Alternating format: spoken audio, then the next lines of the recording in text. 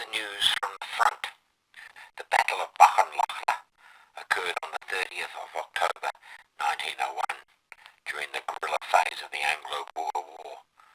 The battle saw the Eastern Transvaal Boer commandos of General Grobler, Brits Viljoen and Louis Botha attacked the rearguard of Colonel Benson's much-feared No. 3 Flying Column while it was marching in formation to its base camp. The battle, as reported, Lieutenant Colonel George Elliot, Benson's British No. 3 Flying Column, comprising 2,000 men, specialised in night raids that were terrorising Boer commandos on the Highveld. It had become so successful that General Botha ordered all available Boer forces to accumulate in Bakenlaagte so as to attack Benson. The No. 3 Flying Column was marching back to a refit station after performing farm clearing operations.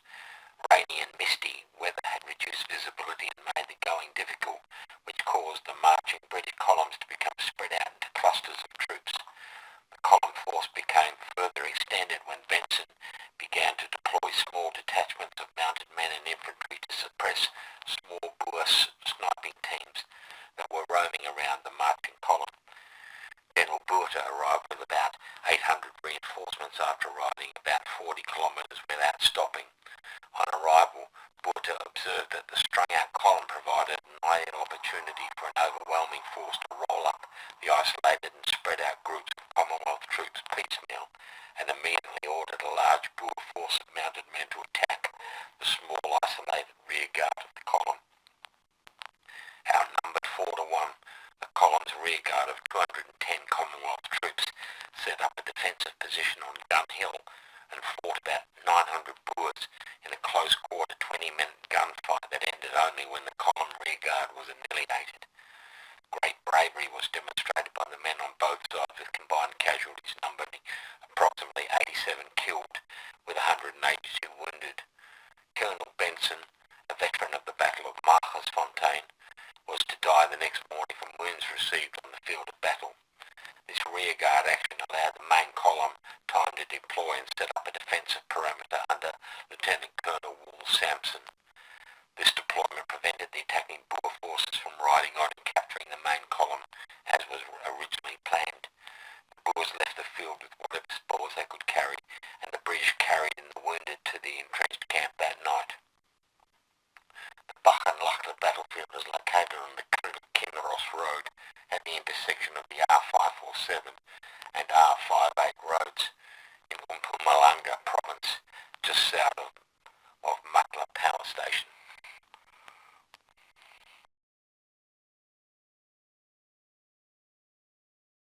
Okay, we're at Germiston Cemetery. Alan is signaling an advance party over to the entrance of the cemetery. Cemeteries are not that safe, I'm told. There's skellums, scallywags that live in cemeteries waiting to rob people. That's what I heard anyway. This here is Colonel Benson's memorial cross. He commanded the forces at Bakenlaagte, and they've taken this all off because it was all brass, so it started being stolen. Right. But this is what you can see that there. See the where the brass plaque was. This is what I'm after. Oh, look at this. State of Victoria to the memory of the officers at Bakenlaagte.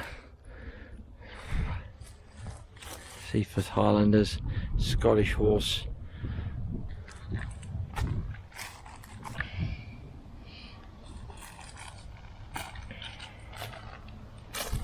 So lots of these men from the Scottish Horse were from Victoria. Ah, right. Yeah. That's why the Victorians put up this memorial. Right, yeah. Bakenlaagte. Oh, there's some drinking fountain. Wow. How primitive is that? Like something out of that game Mousetrap. The game Alan is.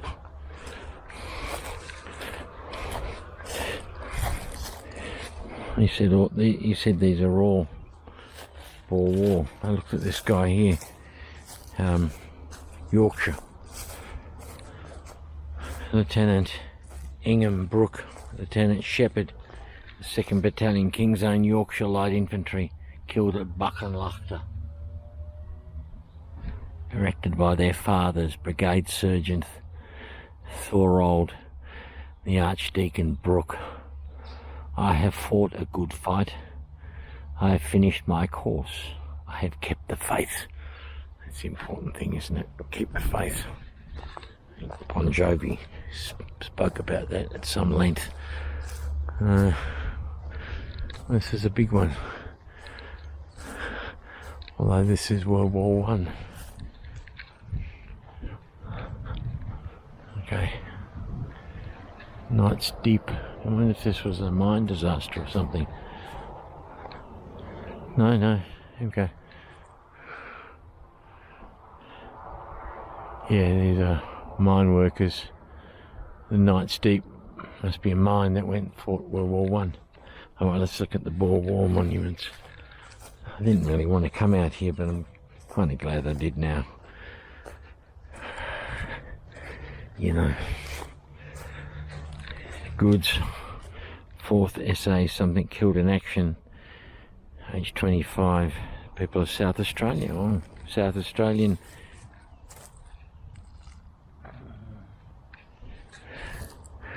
He's got another little plaque next to him. Patsy. I don't know why Patsy got put next to him. Elans Fontaine. Robert Lang. June 1902. Lieutenant Cohen. Queen's Bays. 1902. Oh, where's Alan gone? He's right in the far corner now. William Spicer. King's Royal Rifles. 1901. Wounds. Air Lloyd of the Coldstream Guards. Captain Lloyd was Assistant Staff Officer to Colonel Benson. He left a safe but relatively unimportant duty in camp and lost his life in a voluntary attempt to reach his wounded chief at the post of danger, persevering through wounded on the way. Not sure what that means, but it sounds brave, doesn't it? Captain Collins, the Cheshires, died on the 4th of Bakenlaagte. Quite lost their lives at Bakenlaagte. Frederick Dimmock Murray of the Highlanders, the Black Watch. 2nd Scottish Horse at the Battle of Bakenlaagte. And he was 30. Wow, look at this. Officers and men of the 84th Battery who died in South Africa during the war. All field artillery, there's some names. Gunners, sergeants, bombardier.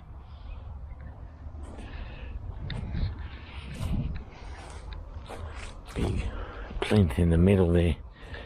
James Dixon Harding, Imperial Yeomanry at Germiston, 1901. He was only 20. We're in Germiston, by the way. I didn't know if I mentioned it to you.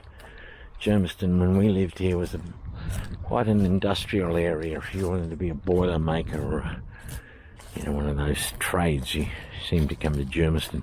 Sergeant Thompson, who served 17 years in the Cameron Highlanders. Elans Fontaine. Well done. Well done. I don't do a great Scottish accent, I must say. I can do a better Northern Irish Belfast accent, but that needs a bit of polishing too. Major, where's the Major? John Charles Worthington Walker, killed in action 1st of April 1902. John Marshall McLean, Field Artillery, the son of Sir Fitzroy Donald McLean, another victim of Bakenlaagte, 22 years old. Well, this is a South Australian And you can see they've stolen the brass wording off there, but we can make out he's from South Australia. Private stenhouse of the yeomanry. Okay, before we go on, yes?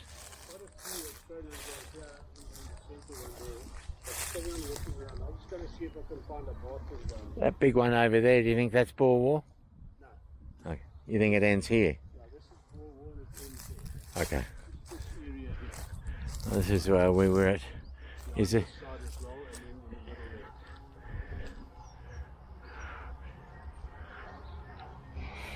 there. Hussars, Dragoons, I'm glad he said it ends here. Johannesburg mounted rifles.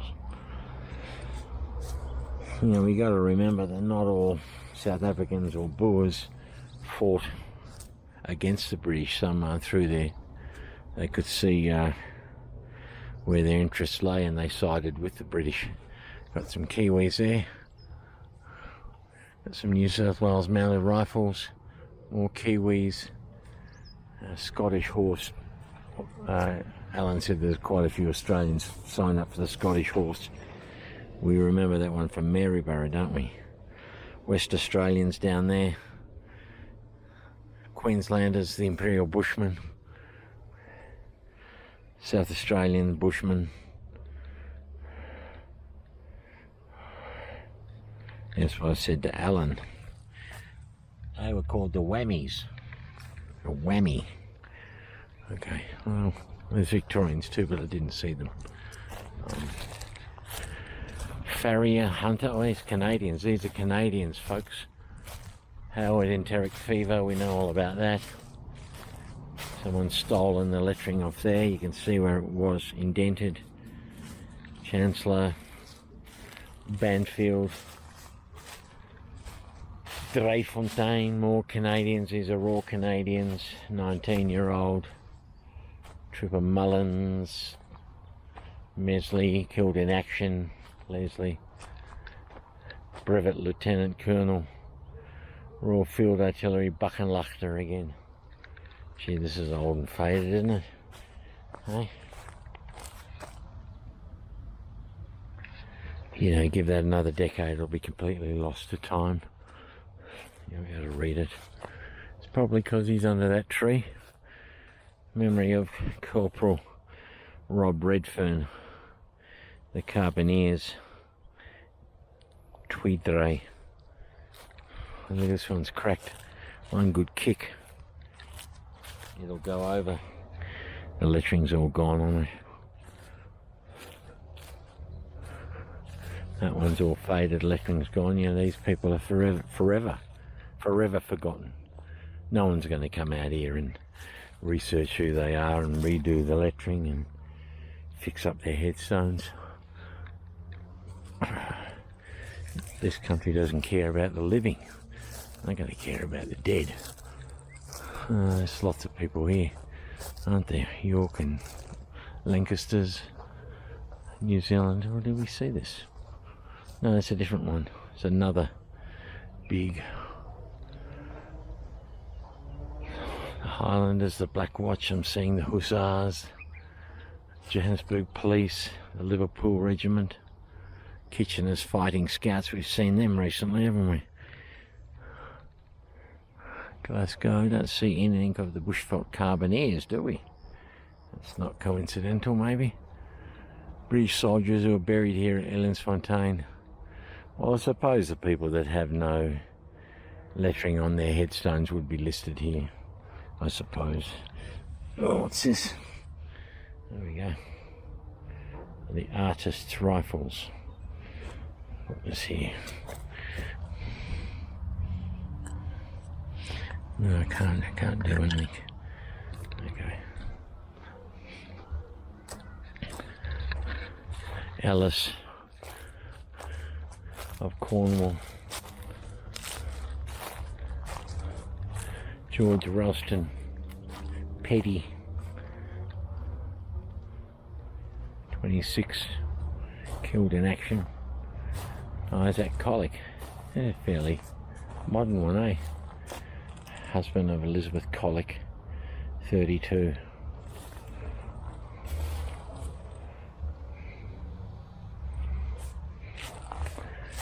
Oh, look at this.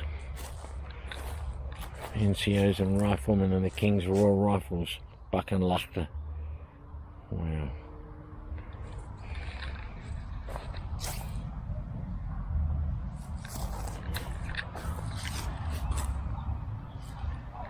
Riflemen of the King's. Mackenzie. Johannesburg Mounted Rifles, born in Aberdeenshire, Scotland, killed near this spot. William Samuel Mackenzie. John Malcolm, the quartermaster for the Queensland Bushmen, he's an Aussie, although he's a Scottish Aussie. Fontaine by his parents. Quite a few Aussies here. There are. He's a Kiwi. He's from Tamania, Mankatiri, Auckland. Died in Germiston. Have we been to Bakenlaagte? No. Okay. Those ones are faded. Can't see. So that's why I'm saying, you know, when you get back and if there's anything else you want to do, you need to let me know. Okay. So I can go and do maths and stuff like that. Okay. So I've been to Bakenlaagte, but like a long time ago. Right. Before I even was looking for Australians, if you know what I mean. Yeah. I went there because of Scottish horse. Right. My dad being born in Scotland, and I was looking for Gordons. Was it a Boer Victory? Yes. Right. Very much so. So it was a night attack again. Ah. Right. How far from Germiston is Bakenlaagte? It's very close to Vilmansrust. Alright, well let's go there now. Only kidding. No, well, even if you're not kidding.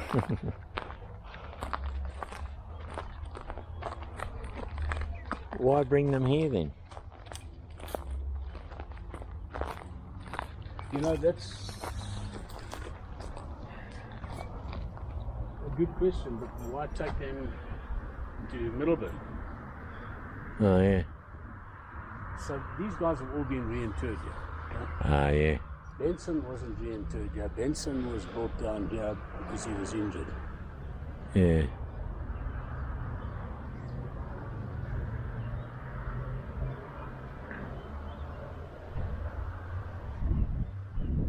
Right.